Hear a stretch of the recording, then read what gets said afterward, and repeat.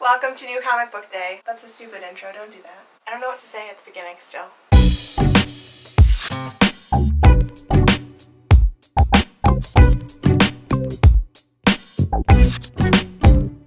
Hey guys, it's Wednesday, it's New Comic Book Day, my favorite day of the week, and we're going to talk about all the new shit that's coming out that you should probably be picking up, and that you're not picking up because, face it, you're kind of a fuck up. I mean that in a nice way, really. Follow me on Twitter, I'm at EOTU Comics. Tell me why I'm a fuck up there. You don't have to be the only fuck up in this relationship. We can both fuck up. It's okay. We're going to start with trade paperbacks that come out this week. This is actually not one you should get, but I read it, and so now I'm going to tell you about it, and you have to deal with it. It's called Bang Tango.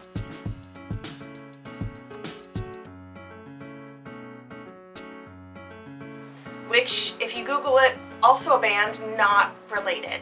And I was really excited about it because it's by Joe Kelly, who wrote I Kill Giants, which is a book that I really like a lot and that all the cool kids like.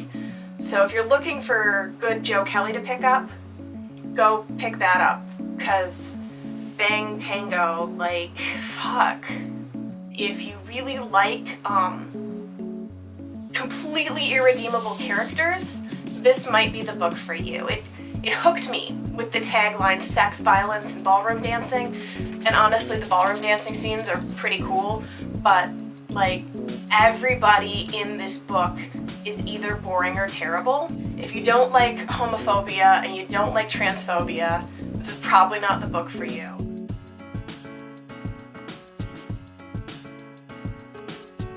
We're gonna start with Conan, Red Sonja, number 2.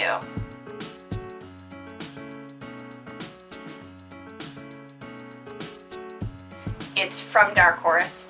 It is the second in the series, which is a crossover between Conan and Red Sonja, as I mentioned, together again for the first time.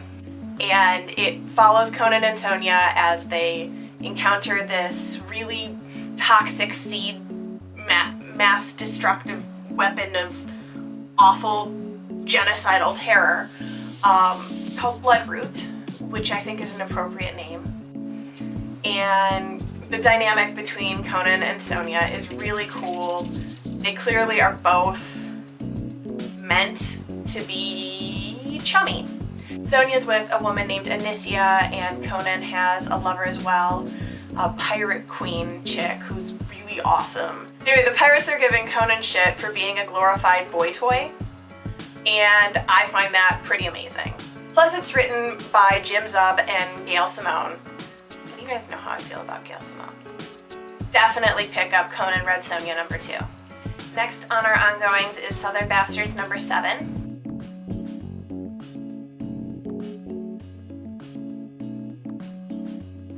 So the way the narrative arc here works is there was a trade collecting 1 through 4, and then 5, 6, 7 are available in single issues now. So if you're trying to catch up on this, I highly recommend it. Southern Bastards number 7 follows the Coach Boss, which is the best name ever of all time, Coach Boss, who runs the town. It follows him through his childhood of trying to make the sports team, sports balls, yay football.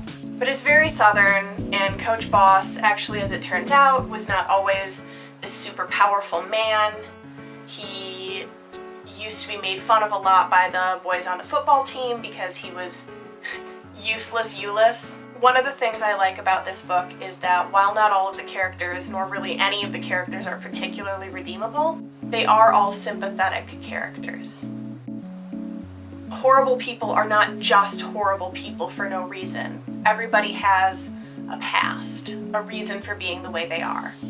And I think that's one of the more interesting points that the book makes. Next up for ongoings is Critical Hit number 4.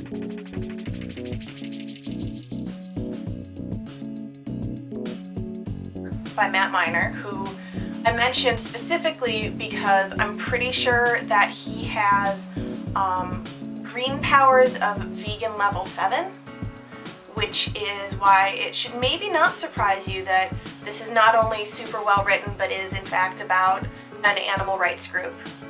But as much as it's about this story of saving animals and animal rights and shit like that. It's also very much about, again, how people become who they are. It's got compelling backstories, it's got important relationships, friendships, romantic relationships. It's talking a lot about histories of drug abuse, of physical abuse, of alcoholism. It's a really compelling character portrait of all of these different characters. This is the 4th book in the series, and it's actually the conclusion of the narrative arc. So I don't want to say too much more because I need you to go out and pick this up. This is really good. Also in ongoings this week is Marceline Gone Adrift number 2.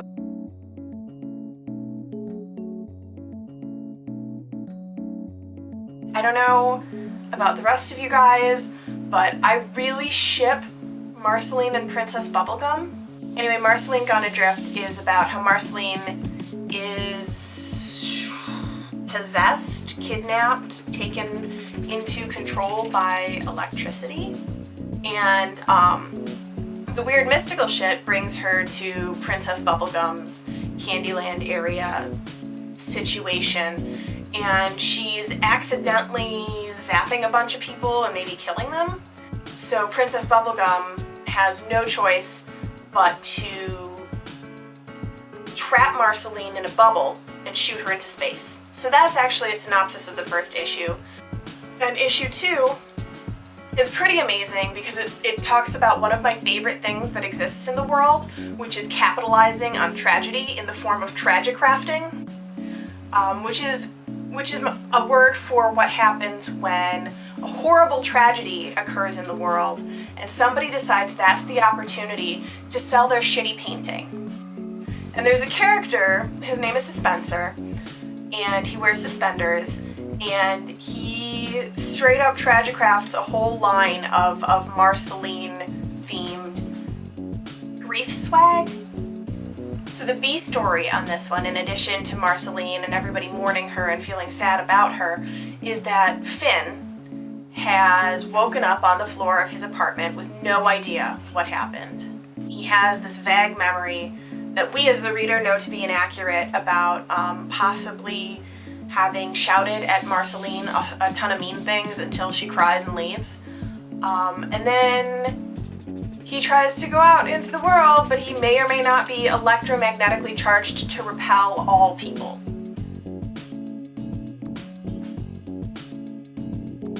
So now we're going to talk about some first issues that came out this week, which are mostly good. Mostly. Divinity number 1 from Valiant is actually pretty exceptional.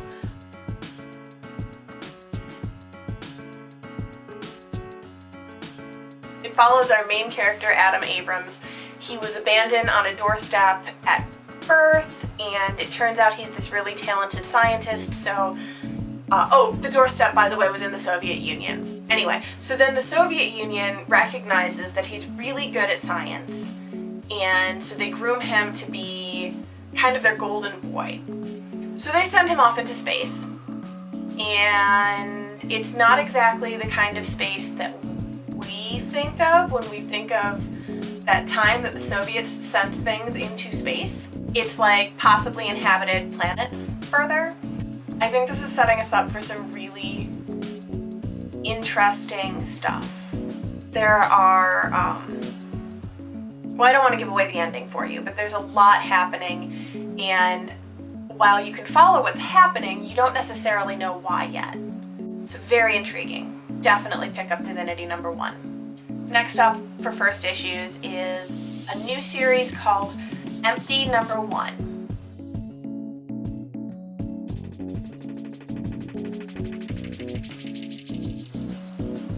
Hey, remember when I said that the number 1s this week are mostly good? This is the one that was not as good. It was just... the dialogue felt unrealistic. The character designs were mostly kind of cool. Like, I could see where they were going with that, but I don't think that they were executed practically. A lot of the plot was fairly predictable. So while I would really like to commend a creator for doing an entire book from start to finish, I don't know, maybe the next one will be better. I don't want to I don't want to be negative because making a comic is hard work, but this one is just not the standard that I am used to. I mean, it's empty. Get it? Also in first issues this week is this book called Help Us Great Warrior.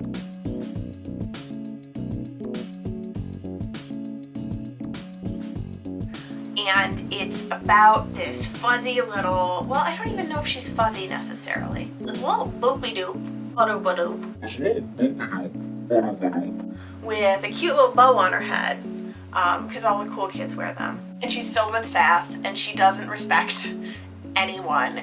And she is supposed to be the guardian of this culture, and then there are demons, and then she's like, yeah, well, I already made plans, sorry. And then she boop-a-doops off and does her own shit because she is a tiny sass master and also amazing, and she kicks all the butts.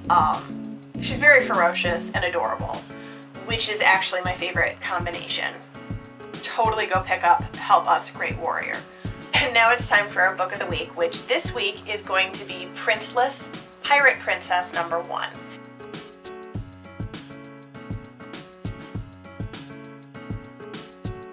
Which follows a new princess named, well, she's not exactly a princess necessarily. Her dad's the pirate king, so she's not a royalty kind of princess, she's a pirate kind of princess, which I guess is probably why it's called Pirate Princess. Her name is Raven Qingtao, and she is the granddaughter of Ming Two-Tails, who is a legendary pirate queen. We're not really sure why, but it seems like Raven's brothers, her little brothers, have locked her up in a tower to be rescued like any other princess, which is weird because she's a pirate princess. Our buddies Adrian and Bedelia from the other Princeless books are here to save the day on their adorable dragon, who is totally their BFF. If you haven't been reading Princeless, you've been missing a ton of exploits from Adrienne, who is a self-rescuing princess with a twin brother who likes to write poetry, and Bedelia, who is a dwarf lass who can make armor. So Adrienne and Bedelia rescue Raven, and they're gonna team up and they're gonna do this huge, cool girl power thing where they're always fighting and they've always got each other's backs, and it's really, it's gonna be a 4-issue series, and I'm really fucking excited. All right, that's it for our show this week. Check us out here on our YouTube channel every week, every Wednesday. We're going to be making an episode about what you should be picking up. And if you want to talk to me in the meantime, I'm on Twitter at EOTU Comics. Tell us what you thought of our show. Tell us what we missed, what else we should be reading. We want to hear from you. There's a comments section down that direction. Just click there and leave us a comment. Tell us how cool we are, or, you know, how much I'm stupid. Make sure to subscribe to our channel because we want to talk to you on the regular because you're cool like us. Yay.